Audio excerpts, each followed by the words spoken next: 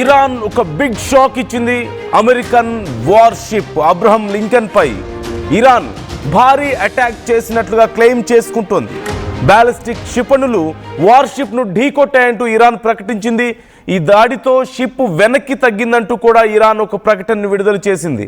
డ్రోన్ల దాడిని అడ్డుకొని షిప్ ను రివర్స్ చేసినట్లుగా సమాచారం అందుతోంది. ఇరాన్ ప్రకటనను మరోవైపు అమెరికా తోసిపుచ్చింది. యుఎస్ఎస్ అబ్రహం లింకన్ అమెరికాకు సంబంధించినటువంటి క్యారియర్ షిప్.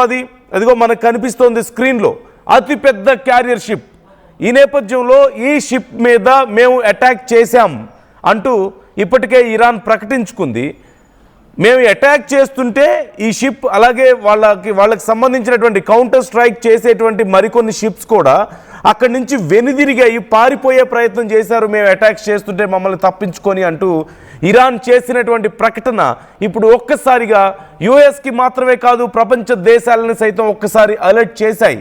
అంటే ఇరాన్ ఏ స్థాయి వరకు వెళ్తోంది, ఎంత క్లోజ్గా ఇరాన్ వెళ్ళగలుగుతుంది యుఎస్కి, రోజు రోజుకి ఎంత ప్రిసైజివ్గా అటాక్స్ చేయగలుగుతోంది, ఎంత స్ట్రాంగ్గా ఇప్పుడు ఇరాన్ ఉంది ఇంకా అనే దానికి ఇది ఒక ఎగ్జాంపుల్గా మనం చెప్పుకోవచ్చు.